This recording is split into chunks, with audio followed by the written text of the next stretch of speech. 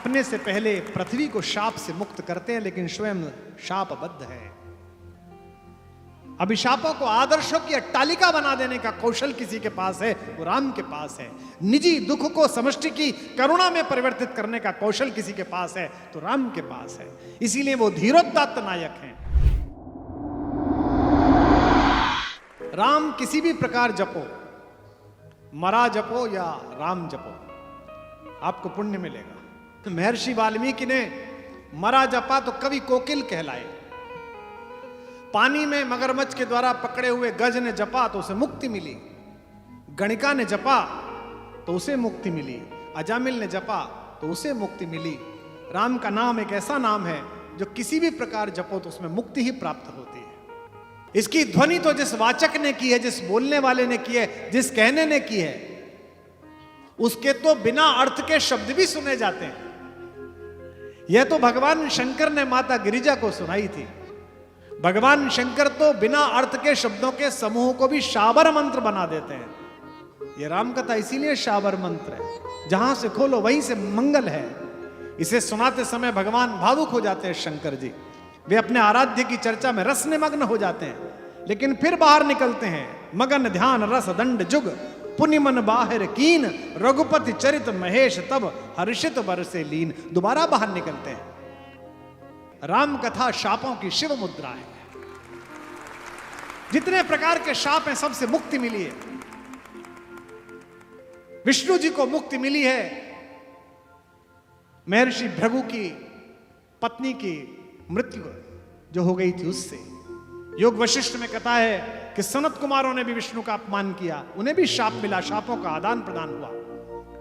रामावतार में पत्नी का वियोग होगा, यह विष्णु को शाप है।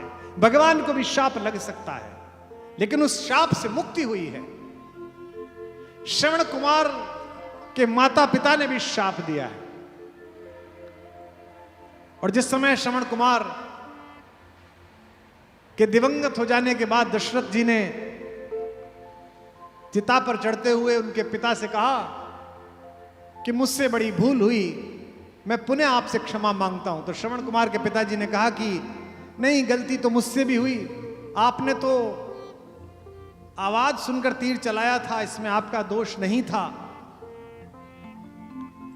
लेकिन कितनी सुंदर पंक्ति है रघुवंशम में, बीज प्रहोप जननी। जैसे अग्नि में जली हुई जमीन, अग्नि में जली हुई फसल का बचा हुआ हिस्सा नए बीज को फूटने का अवसर देता है। जरा सी बात पर दुखी हो जाने वाले युवा पीढ़ी के लोगों, जिस समय कहा दशरथ से कि जिस तरह मैं पुत्र वियोग में प्राण त्याग रहा हूं, राजन तुम भी प्राण त्यागोगे, तो दशरथ ने अंत समय में श्रवण कुमार के पिता से कहा कि ब्राह्मण श्रेष्ठ, आप मन में शंका लेकर पृथ्वी मत छोड़िए। आपने मुझे शाप नहीं दिया, वरदान दिया है। मुझे तो पता भी नहीं था कि मुझे पुत्र होगा। आपके शाप से यह पता चला कि मुझे पुत्र तो होगा। यह शापों की मुक्ति कथा है। ताड़का, सुबाहु, खर दूषण, माल्यवान, इन सबको शाप विद्ध होने के कारण एक कहानी से मुक्ति मिल सकती है, तो हम जैसे सामान्य लोगों को क्यों नहीं मिल सकती है। राम अपने से पहले पृथ्वी को शाप से मुक्त करते हैं, लेकिन स्वयं शापबद्ध है।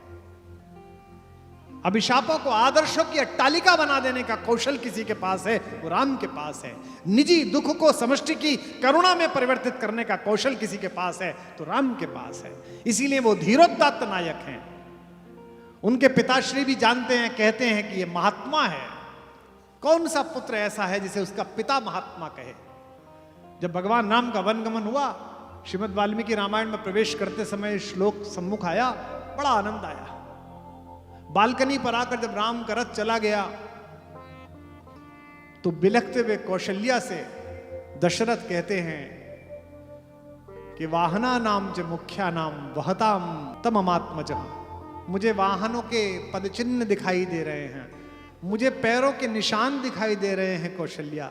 पदानाम पथि दृश्यते, लेकिन सब महात्मा न दृश्यते। मुझे वह महात्मा दिखाई नहीं दे रहा जो मेरा पुत्र है।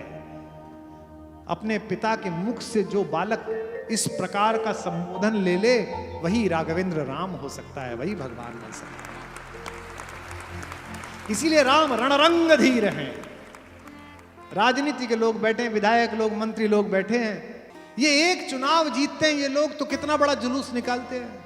प्रधानी में आदमी जीतता है तो कितना जुलूस निकालता है, लेकिन बड़े से बड़े युद्ध में जीतने के बाद भी धैर्य रखना, ये राम को राम मनाता। रणरंग धीरम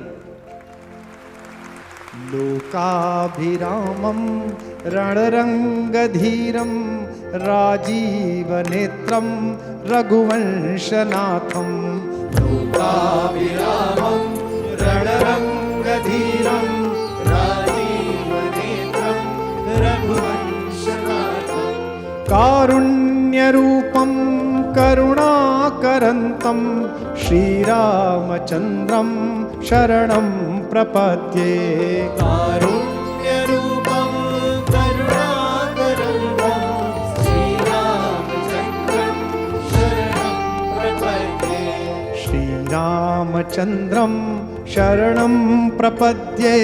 श्रीरामचरणं शरणं प्रपद्ये। लोकाभिरामं रणरंगधीरं राजीवनेत्रं रघुवंशनाथं। कारुण्यरूपं करुणाकरंतं श्रीरामचंद्रं शरणं प्रपद्ये। श्रीरामचंद्रं शरणं प्रपद्ये। श्रीरामचंद्र। बोल सियावर रामचंद्र भगवान की।